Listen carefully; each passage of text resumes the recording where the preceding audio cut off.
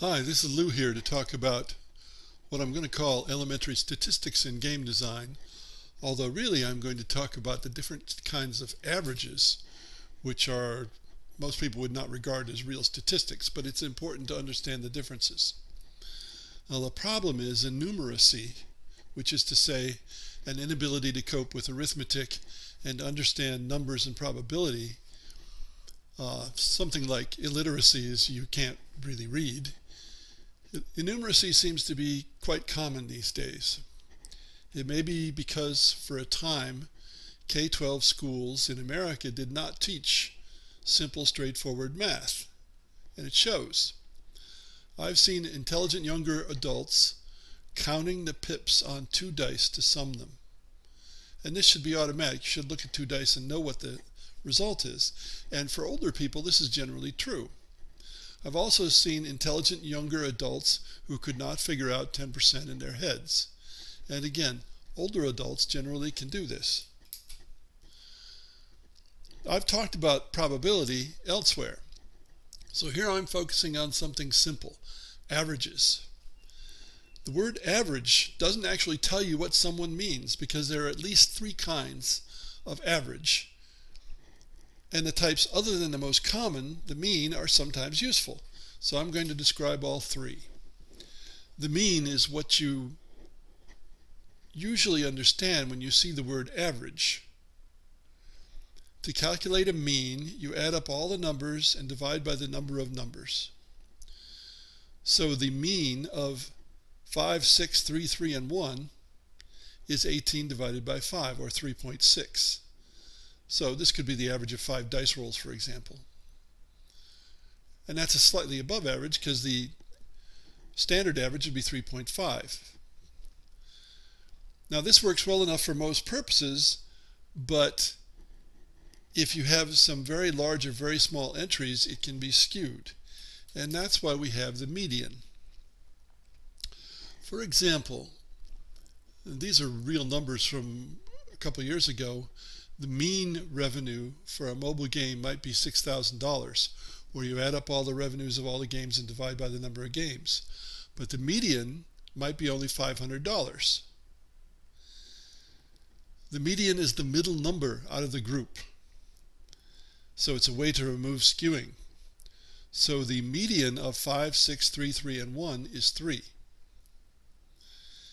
If you do this with an even number of numbers, you might end up with two different numbers being in the middle, and then what do? You can state both, or you can take the mean of the two. So the median of 1, 3, and 4,000 is 3, whereas the mean is 4,004 divided by 3, or 1,334 and 2/3. Now, for the typical game dev, the median is more important, because game devs are not generally going to get into the millions of dollars unless they're very, very lucky. The third one we have is the mode, which I find the least useful. It's the most common number in the group. So the mode of 5, 6, 3, 3, and 1 is 3. Now this happens to be the same as the median, but that's not always going to be the truth.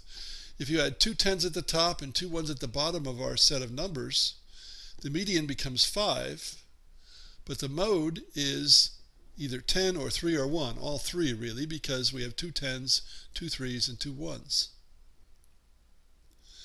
Now when you have lots and lots of numbers, it's going to be rare that you have more than one mode, and that mode is going to be more significant than in a small sample space of 5 or 9 numbers. So the mode tends to be used for special situations, often scientific research. Now I don't know what this other thing is called. It's not exactly an average. It's a way to deal with a group of numbers where there are a few numbers at one end or the other that really skew things. You could use the median, which does pretty well, or you can just cut off the highest and lowest numbers to get rid of the biases and the outliers, and then take the mean. For example, in mobile games, you cut off the top very large numbers, the millions of dollars, and you'll also cut off a few zeros. But the zeros are a lot closer to where the averages are, so it's not as important. So cutting off the top and the bottom numbers of 5, 6, 3, 3, and 1 gets you 5 plus 3 plus 3, and the mean of that is 11 thirds, or 3 2/3. The mode isn't so useful here because it's not a large number of outlandish numbers at one end of the set. Now, if you make the set 25, 6, 5, 3, 3, and 1, and cut off one number at each end, you get a mean of 4.25 instead of the mean, when you include the high and low numbers, of 7.16. Think about those numbers, 25, 6, 5, 3, 3, and 1. What's a better representation of those numbers?